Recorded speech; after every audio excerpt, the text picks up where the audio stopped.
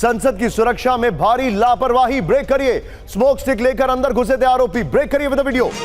जूते के अंदर से निकला था स्मोक स्टिक, ये देखिए वीडियो के साथ। आरोपी सागर ने स्मोक स्टिक से धुआं निकाला, ये देखिए जरा, दिखाइए वो स्टिल्स।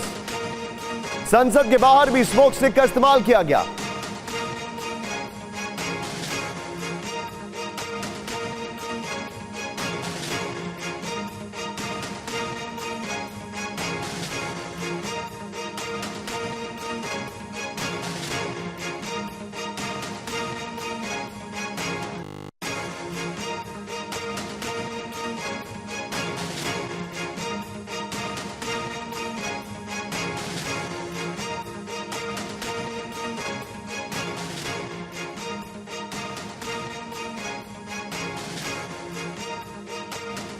की बड़ी खबर मैं आपको दिखा रहा हूं, सीधे चलिए। मनीष ने वहां से जो रिपोर्ट किया, राहुल बगल में ब्रेकिंग और शॉट दिखाइए ये वाला, और मनीष का वॉक थ्रू प्ले करिए।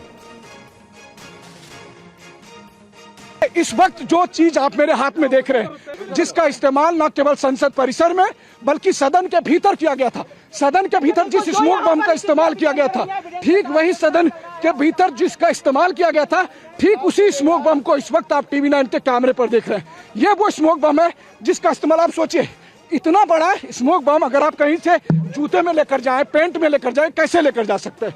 क्योंकि आपको पार्लियामेंट की सिक्योरिटी वाले चेक करते हैं। इसके बाद भी अगर आप सदन के भीतर लेकर चले जाते हैं, इसके बाद भी अगर आप सदन के भीतर इसको इस्तेमाल कर पाते हैं, क्योंकि इसको इस्तेमाल करने के लिए भी आपको माचिस चाहिए, अगर उसके बाद भी आप इस्तेमाल कर पाते हैं तो कितनी बड़ी सुरक्षा में चूक है, सुरक्षा में सेंध लगाई गई है, ये आप अंदाजा लगा सकते हैं। ये बड़ी खबर है, मैं चाहूंगा सीधे इस खबर के साथ मनीष के पास चलिए। ब्रेकिंग और शॉर्ट्स में आप मनीष का वॉक थ्रू लीजिएगा। मनीष, पहले तो मुझे एक बात बताइए, जब आपने देखा वहां पर पुलिस ऑफिसर्स का पहला रिएक्शन क्या था? कि उनको लगा नहीं कि क्या it's a very big thing? मुझे याद है आज से 22 साल पहले मैं किसी और चैनल में था, मैं गेट नंबर 2 के बाहर खड़ा था, पार्लियामेंट के अंदर पे नहीं था, बाहर पे था जब पार्लियामेंट पर अटैक हुआ था। 22 साल में हमने क्या सीखा?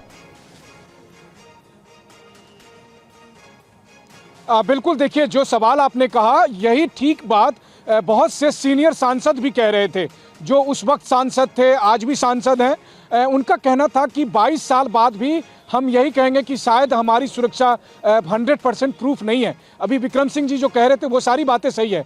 देखिए, देश का सबसे बड़ा लोकतंत्र का मंदिर, यहाँ पर सबसे अधिक सुरक्षा होती है संसद सत्र के दरमियान। अब मैं मान भी लूँ कि अगर गेट के बाहर, विजय चौक पर गेट के बाहर कुछ घटनाएं घटती है तो चलिए ठीक है, वो अचानक आते हैं, पुलिस वाले हर किसी को चेक नहीं कर सकते, लेकिन संसद परिसर के भीतर, सदन के भीतर पहुंच जाना, ये अपने आप में बड़ी बात है। कुछ सांसदों ने जब ये बात कही तो मेरे रोंगटे खड़े हो गए, जब उन्होंने कहा कि जरा सोचिए उस स्मोक बम की जगह जहरीली गैस होती तो आज हमारी लाशें आपको देखने को मिलती। ये सोच कर ही डर लगता है। इसीलिए बार बार ये लगता है कि दरअसल संसद की सुरक्षा को लेकर कोई कोताही नहीं बरती जा सकती है, बरतनी भी नहीं चाहिए। लेकिन हाँ, सवाल यह है कि लेकर पहुंचा कैसे? क्योंकि बतौर रिपोर्टर निशांत, हम और आप जब अंदर जाते हैं तो हमारी पूरी चेकिंग अपने दर्शकों को कुछ और भी दिखाना चाह रहा हूं। Be with me Manish. सदन के बाहर आरोपियों ने की नारेबाजी, ब्रेक करिए इस वक्त की बड़ी खबर। सदन के बाहर विजुअल्स के साथ 2 प्रदर्शनकारियों ने लगाए नारे, एम्बियंस अप मत करिएगा। सुनवाई ना होने का लगा रहे थे आरोप। With the video please. हमारे पास कोई और माध्यम नहीं था, महिला आरोपी ने कहा।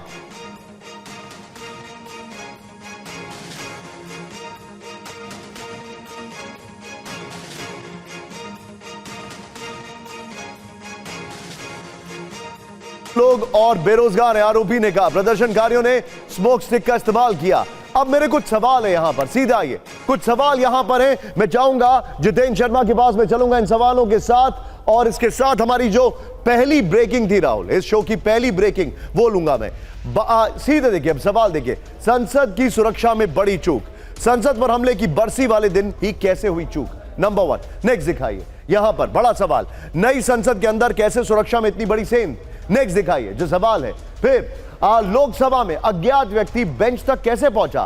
फिर संसद के अंदर ज्वलनशील सामान लेकर कैसे एंट्री हुई? ये बड़े हमारे सामने फैक्ट्स हैं। मैं चाहूंगा ये ब्रेकिंग और शॉट लीजिए, ये सवाल लीजिए, सीधे जितेंद्र के पास चले। जितेंद्र, पुलिस का इन्वेस्टिगेशन किस दिशा में चल रहा है, खासकर यह देखते हुए कि ये सभी अलग अलग जगह से थे, इतना इजीली इन्होंने एक प्लान को एग्जीक्यूट किया, और इनके पास बस एग्जिट प्लान नहीं था।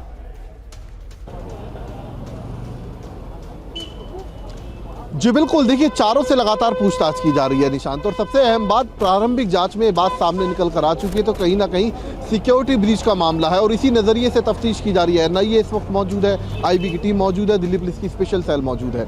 इसके अलावा इन सभी से पूछताछ ये भी की जा रही है कि आखिरकार ये लोग कब मिले, तो उसमें पता चला कि तकरीबन 2 महीने से ये लोग सोशल मीडिया के जरिए एक दूसरे के संपर्क में थे। चारों अलग अलग शहरों के रहने वाले हैं। तकरीबन 3 दिन पहले ये तीनों एक जगह मिले थे, तो चारों जहां पर इन्होंने बाकायदा प्लान तैयार किया और आज उस प्लान को एग्जीक्यूट किया जाना था। लेकिन अभी भी जांच एजेंसी के पास सबसे बड़ा सवाल ये खड़ा हुआ है कि आखिरकार आज ही का दिन क्यों चुना गया, जिस दिन संसद पर हमले की बरसी होती है। तो इस एंगल से भी अब जो तफ्तीश है उसको आगे बढ़ाया जा रहा है। इन सभी के जो बयान हैं जो अलग अलग दर्ज किए गए, इसके अलावा सभी को साथ बैठाकर भी दर्ज किए गए, उन्हीं सभी को कोलैबोरेट किया जा रहा है। इसके अलावा उन्हीं बयानों के आधार पर तफ्तीश को आगे भी बढ़ाया जा रहा है और साथ ही इन चारों के अलावा कौन और लोग भी इस पूरी साजिश के अंदर शामिल हो सकते हैं, उस एंगल से भी दिल्ली पुलिस की स्पेशल सेल की अलग से टीम पूरी मामले की तफ्तीश को आगे